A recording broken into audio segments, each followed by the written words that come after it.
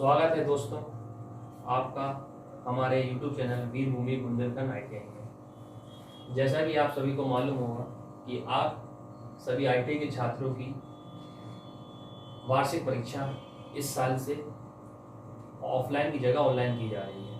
इससे पहले यह परीक्षा ऑफलाइन की जाती थी, जिसमें आप लोगों को OMR शीट मिला करती थी, रिटन एग्ज़ाम होता था, जिसमें आपको OMR मिलती थी, इसमें आप गोले वगैरह भरते थे। लेकिन इस बार कोविड की महामारी जो आई तो इसलिए सेंटर नहीं पड़ेंगे और कम से कम जब बच्चों का एग्ज़ाम हो, इसलिए सरकार ने ये निर्णय लिया है कि एग्ज़ाम ऑनलाइन किया जाए। ठीक है, अब पेपर एग्ज़ाम ऑनलाइन होगा, कंप्यूटर बेस्ड टेस्ट होगा, जिसको हम बोलते हैं CBT। क्या बोलते हैं? CBT exam. CBT एग्ज़ाम होगा, जिसका फुल फॉर्म होता है computer based test. Computer based test. आप में से काफ़ी लोग समझदार होंगे, काफ़ी लोगों को मालूम होगा कंप्यूटर पे पेपर दिए होंगे। अक्सर रेलवे, SSC वगैरह कॉम्पिटिशन लेवल के जितने एग्जाम होते हैं सब ऑनलाइन होते हैं। ज़्यादातर अब सब ऑनलाइन ही पेपर हो रहे हैं, ऑफलाइन पेपर काफ़ी कम हो रहा है, ज़्यादातर ऑनलाइन हो रहे हैं। तो आपसे काफ़ी लड़कों ने और एग्ज़ाम दिए होंगे, जैसे मान के चलो SSC का या रेलवे, बैंक, SSC वगैरह जो अपनी अपनी तैयारी कर रहा होगा उसको मालूम होगा। लेकिन क्या है, हमारे ITI में हर तरह का बच्चा होता है। जैसे आप अभी शहर में रह रहे हैं तो आपके पास सारे संसाधन होते हैं, आप जानते हैं कि क्या चीज़ होती है, कैसा क्या पेपर दिया जाता है। लेकिन कुछ काफ़ी बच्चे हमारे यहाँ से हमने देखने में आया है कि हम एग्ज़ाम देने जाते हैं तो काफ़ी बच्चों को पहली बार ऑनलाइन पेपर देने में दिक्कत आती है। वो दिक्कत ऐसी आती है कि जैसे हमें जानकारी नहीं है कि पेपर आएगा तो हमें उसको क्लिक कैसे करना है, एग्ज़ाम का टाइम कैसे करना है, हमने मोबाइल उसको टिक तो कर दिया, क्या वो हमारा नेक्स्ट सेव हुआ कि नहीं हुआ। ठीक है, तो हर चीज़ होती है। तो जिसको आता है वो अच्छी बात है, इसने दिया, लेकिन जिसको नहीं आता उसको भी सीखना ज़रूरी है। अब आप ये सोचेंगे कि सर ये क्या बता रहे हैं, तो ये भी ज़रूरी है, क्योंकि हमारे पास गांव का बच्चा ही काफ़ी है जिसको ज़्यादा जानकारी नहीं होती है ऑनलाइन पेपर ही कैसे किया जाता है। तो आज की वीडियो सिर्फ आपके एग्ज़ाम को देखते हुए इंस्ट्रक्शन बताऊँगा कि आपको पेपर कैसे देना है, क्या करना है, क्या होगा। ठीक है, तो बताता हूँ। सबसे पहली बात तो ये है कि आपका जो एग्जाम होगा वो इस बार CBT एग्जाम होगा। CBT का मतलब होता है कंप्यूटर बेस्ड टेस्ट, यानी कंप्यूटर पर आधारित परीक्षा। कंप्यूटर बेस्ड टेस्ट में क्या होगा, आपका इस बार चाहे आप फिटर से हो,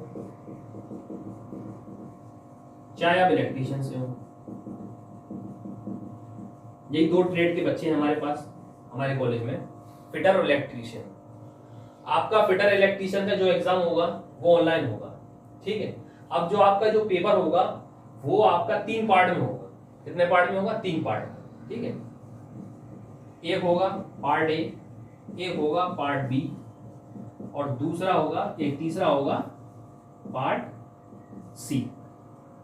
ठीक है, 3 पार्ट में पेपर होगा, part A, part B, part C। ठीक, टोटल क्वेश्चन जो आपके होंगे वो पेपर में एग्जाम में होंगे 80 क्वेश्चन। कितने क्वेश्चन होंगे? 80, यानी आपको 80 क्वेश्चन मिलेंगे पेपर सॉल्व करने के लिए। ठीक, 80 क्वेश्चन में पेपर 3 पार्ट में होगा, पार्ट A में, पार्ट B में, पार्ट C में। पार्ट A में आएगा आपका ट्रेड थ्योरी। पार्ट A में आएगा आपका ट्रेड थ्योरी, यानी जो जिस ट्रेड से है उसका ट्रेड के क्वेश्चन आएंगे। यानी कहने का मतलब है जो जिस फिटर ट्रेड का है उसको फिटर के क्वेश्चन आएंगे, जो इलेक्ट्रीशियन का है उसको इलेक्ट्रीशियन के क्वेश्चन आएंगे। पार्ट ए में आपके क्वेश्चन आएंगे 40। कितने आएंगे? 40 क्वेश्चन आएंगे पार्ट ए में। पार्ट ए में आपके 40 क्वेश्चन आएंगे, पार्ट बी में आपके 20 क्वेश्चन आएंगे और पार्ट सी में आपके 20 क्वेश्चन आएंगे। तो part A, part B, part C, 3 part में एग्जाम होगा। तो देख लीजिए 40 क्वेश्चन ये हो गए, 20 क्वेश्चन ये हो गए, 20 क्वेश्चन ये हो गए। कितने क्वेश्चन हो गए? 40, 20, 60, 20, 80 क्वेश्चन हो गए आपके। अब ये जो 80 क्वेश्चन होंगे, तो अब ऐसा नहीं है कि आप ये पूरा कर दो, आपका दिमाग चले कि 80 क्वेश्चन नंबर है और जाहिर सी बात है किसी भी परीक्षा का पेपर देने जाते हैं तो 33% मार्क्स लिया तो हम पास हो गए। जैसे आपका कोई एग्जाम 100 नंबर का हुआ तो आपने सोचा हमने 33 नंबर लिया तो हम पास हो गए। तो आपने सोचा कि 80 है तो 80 के लगभग हम 35% निकाल देते हैं। 80 के 35% कितने हो गए? 20 चौक 80, 20 पंजे 100, 5 से काटा 5 से यानी 28। यानी हम 28 नंबर इन तीनों में से कहीं से भी नहीं आए, 28 नंबर तो हम पास हो जाएंगे। 28 नंबर में आप पास तो हो गए, वो बात तो है, लेकिन सरकार एनसीईआरटी बोर्ड ने यह कहा है कि आपके ये 40 क्वेश्चन है, यानी जो आपका पेपर है वो 3 पार्ट में बटा है, जैसे इसमें 40, इसमें 20, इसमें 20, तो आपको हर पार्ट में 35% मार्क्स लाना कंपलसरी है। यानी पार्ट ए है तो पार्ट ए में आपको 35% मार्क्स लाना जरूरी है, पार्ट बी है तो पार्ट बी में भी 35% मार्क्स लाना जरूरी है, और पार्ट सी है इसमें भी 35% लाना जरूरी है।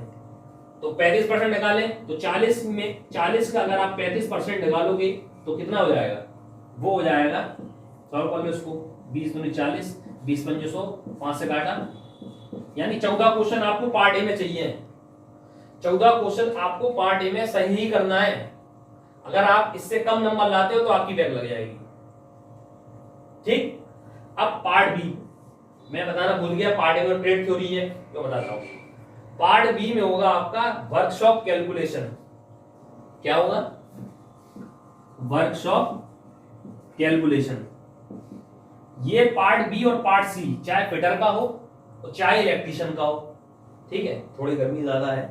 पार्ट बी का है तो पार्ट बी और पार्ट सी आप दोनों ट्रेड वाले जो ये एक सा आएगा, चाहे फिटर के हो चाहे इलेक्ट्रीशियन के हो, ये दोनों पार्ट सेम होंगे, पार्ट बी और पार्ट सी। और पार्ट सी में आपका होगा एम्प्लॉयबिलिटी स्किल।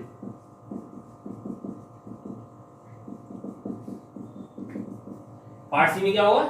Employability skill. ठीक है, तो पार्ट ए में ट्रेड थ्योरी, पार्ट बी में आपका होगा वर्कशॉप कैलकुलेशन, पार्ट सी में होगी एम्प्लॉयबिलिटी स्किल। थ्योरी में आपके होंगे 40 क्वेश्चन, 20 क्वेश्चन होंगे आपके वर्कशॉप कैलकुलेशन और 20 क्वेश्चन होंगे आपके एम्प्लॉयबिलिटी स्किल के। तो कुल मिला के आपके 80 क्वेश्चन का पेपर होगा।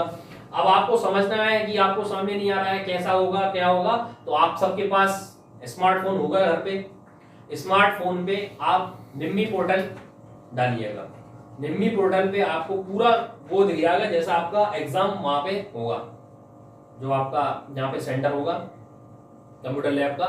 तो आप अपने मोबाइल में निम्मी पोर्टल डाल के देख लेना, मॉक टेस्ट जो होते हैं आजकल हर किसी के मॉक टेस्ट आते हैं, चाहे रेलवे एसएससी की तैयारी कर रहा हूँ, तो निम्मी पोर्टल पे आप डालोगे, उस पर देख लेना, उस पर आएगा आईटीआई एग्जाम मॉक टेस्ट, तो आप उसमें देख लेना 80 क्वेश्चन हो कैसा वो आएगा। ठीक है, तो आपको कहने का मतलब ये है जो आपके 3 पार्ट में जो पेपर बटा है, तो आपको कुल टोटल 35% मार्क्स लाना हर पार्ट में अनिवार्य है। यानी जो आपका पार्ट ए है जिसमें 40 क्वेश्चन है तो उसका 35% यानी आपको 14 नंबर लाना ही लाना है, तभी आप इसमें पास होगे।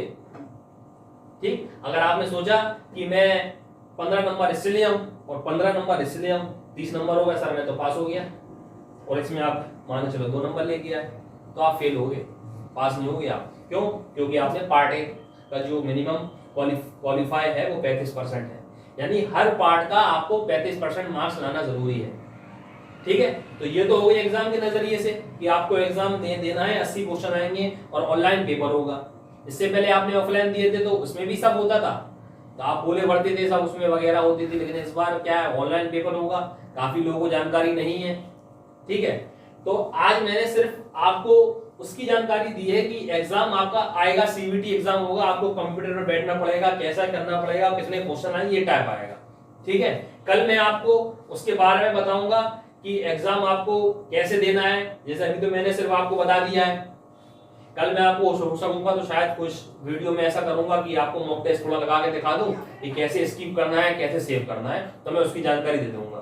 ठीक है, बस आज मैं आपको इतनी जानकारी दे रहा हूं कि आपका ऑनलाइन पेपर होगा वो ऑनलाइन होगा, ये आप निश्चित ध्यान रखिए, आपका पेपर ऑफलाइन नहीं होगा। कोविड को देखते हुए आपका कोविड जहाँ पे सेंटर होगा कंप्यूटर लैब पे, आपको जहाँ पे पेपर एग्जाम देना पड़ेगा वहाँ पे पूरी कोविड का पालन होगा, मास्क वगैरह सब लगा के आपको पेपर देना पड़ेगा। सोशल डिस्टेंसिंग काफी दूर दूर होगी, बच्चा काफी दूर दूर बैठेगा, क्योंकि आपको मालूम है महामारी की बहुत जबरदस्त फैली हुई है और कभी नहीं भी ऐसा अनुमान लगाया जा रहा है कि तीसरी वेव भी आ जाए, तो सरकार को खतरा भी है एग्जाम कराने में, लेकिन एग्जाम कराना जरूरी है।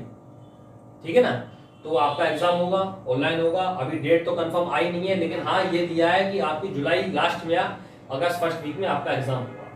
ठीक है, तो कंप्यूटर बेस होगा, अगर आपका वीडियो से रिस्पॉन्स मिलता है, अगर कोई बच्चा ये कहना चाहे कि सर मुझे मालूम नहीं है कि पेपर कैसे देना है, तो आप कमेंट कर देना कि सर मुझे बता दीजिए ये एग्जाम कैसे देना है, तो मैं आपको वीडियो में बता दूंगा। ठीक है, आज के लिए इतना ही।